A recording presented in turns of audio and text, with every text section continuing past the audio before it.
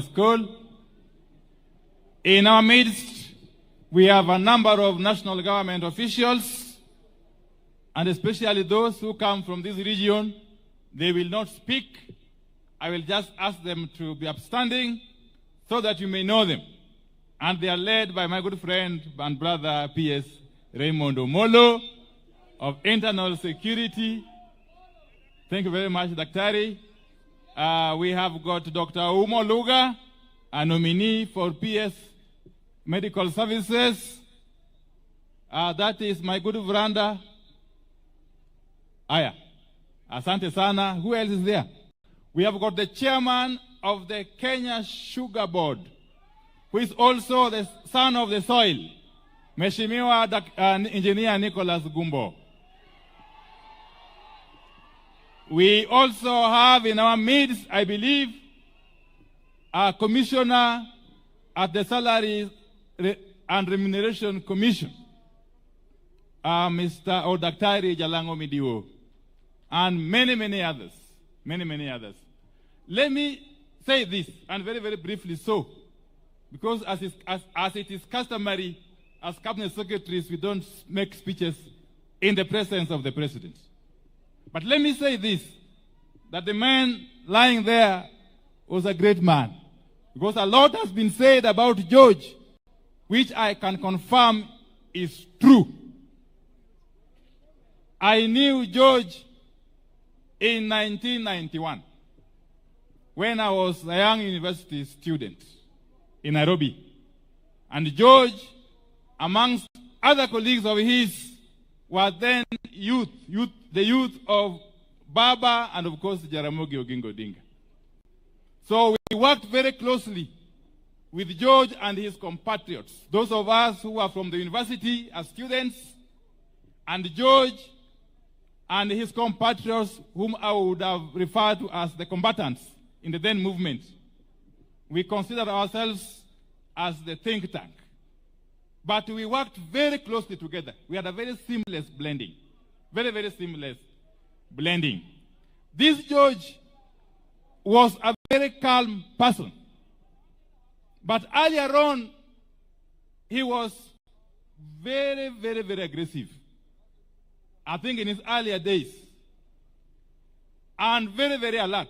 I remember one day, Your Excellency, when we were in Thika Stadium. That was sometime in 1996. As members of Ford Kenya then. The infamous Ford Kenya meeting at Thika Stadium. When there were divisions in the party. And we found ourselves in Thika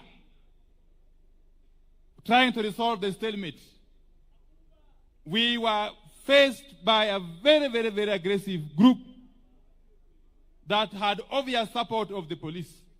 And on our side, we remained extremely vulnerable. I, together with Baba and the rest.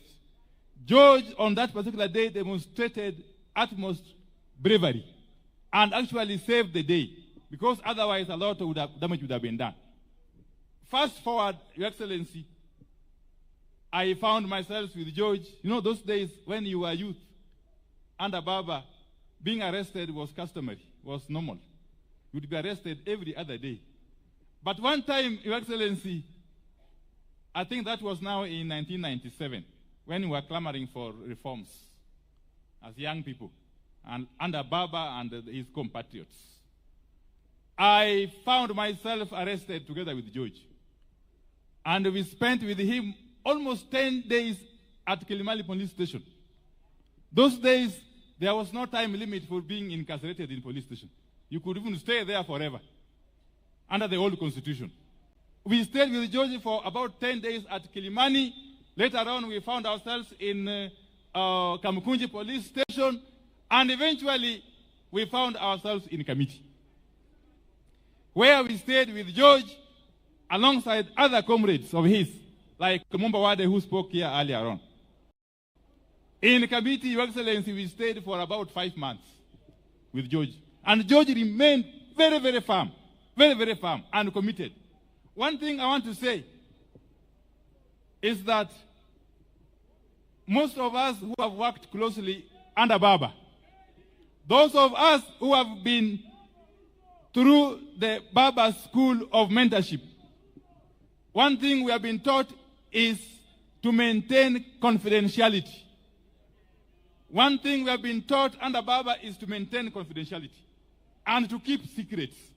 Your Excellency, these days I get surprised when people come out and say, oh, when I was serving, I was called, I was told to do so and so. Oh, when somebody came to meet me, I recorded him.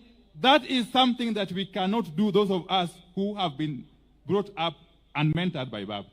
Because we have been taught that you must maintain confidentiality. You must maintain confidentiality. Your Excellency, let me say this, that as we send off George today, we must appreciate the gains that we have made as a country. As a country. And I must thank Baba Raila Amolo Odinga, for accepting to work closely with you, Your Excellency, to unite this country. Your Excellency, where you sit, rest assured that Baba has got our collective mandate as the people of this region to assist you to unite this country. And that from where we sit, Your Excellency, there is no turning back. We have made a decision that we are working with you, and we are doing this to the end. To the end. We are doing this because we know that the country is much bigger than any one of us.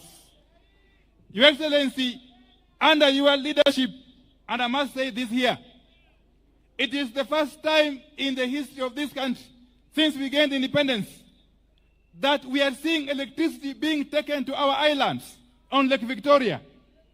Your Excellency, recently you came here and launched a serious mini-grid electrification project at Mageta Island. Here. Later on, I represented you in commissioning electricity projects in Ngode Island and Takawiri Island. Your Excellency, in this coming budget, we are planning to ensure, working closely with my brother John Mbadi and Mheshimiwa Samatandi, to ensure that we put in place mechanisms to extend electricity to Ndeda Island, to Oyamo Island, and to Sifu Island in Central Sakwa, here in Siaya County. And not to forget that we are also just about to open a tender to take electricity to Kiwa Island and Kibuagi Island in Suba South, Your Excellency. So these are happening because of the conducive environment that has been brought about by our coming together under Your Excellency and Prime Minister Raila Amolo Odinga. As I conclude, Your Excellency, don't be threatened by anything or anybody. And those who are shouting, Ruto must go, I want to tell you, he is going nowhere. Oh, come on. He is going nowhere as long as Baba Raila Amolo Odinga continues to work with him. And we are all behind him. Your Excellency. Your Excellency, in this region, we are not known to be double speakers.